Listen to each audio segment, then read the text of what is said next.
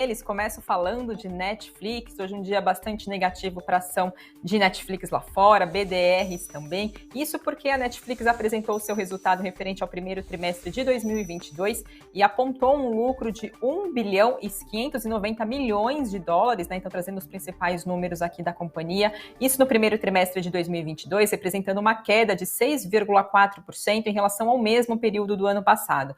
Já a receita líquida da Netflix cresceu 10% para 7 bilhões 870 milhões de reais, ficando ligeiramente abaixo das expectativas do mercado. Mas o que pesou nesse balanço, então, divulgado pela Netflix, foi o número de assinantes que a companhia perdeu. Foram 200 mil assinaturas perdidas, então, por Netflix, né? Usuários que deixaram de assinar a plataforma agora nesse primeiro trimestre. E segundo a Netflix, essas perdas aconteceram também, esses resultados da companhia agora referente ao primeiro trimestre de 2021, aconteceu principalmente pela dificuldade da empresa conseguir novos assinantes, então, para a plataforma, e também pela suspensão dos serviços na Rússia, em função da guerra, né, em função da invasão da Rússia à Ucrânia. Atualmente, Netflix tem 221 milhões e 600 mil assinantes, e essa queda de clientes foi a primeira registrada desde outubro do ano de 2011.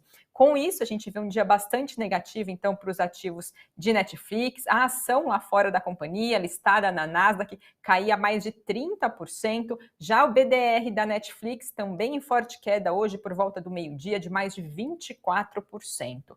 E trazendo um pouco análises, então, depois desses números apresentados pela companhia, os analistas da Levante Investimentos apontaram que o resultado da Netflix foi frustrante, abaixo das expectativas, tanto em termos de adição líquida e receita, também com a revisão do guidance, que é a projeção da companhia, ampliando assim a má percepção da companhia para o mercado. Já na parte operacional, segundo a Levante Investimentos, os analistas dizem enxergar que os efeitos da suspensão dos serviços na Rússia, em função da guerra, foi o grande vilão na adição líquidas nessa região, no país, onde a Netflix conseguia entregar maiores crescimentos de assinatura para as bases da empresa nos últimos trimestres. Além disso, o Levante Investimentos também apontou que o setor de serviços de streaming continua com uma competição feroz, o que parece estar dificultando, então, segundo eles, a taxa de crescimento das principais plataformas. O UBS também divulgou uma projeção, comentou também sobre esses números, né, trazendo então projeções agora para o streaming, e apontou que na temporada de balanços, agora referente a esse período, é esperado que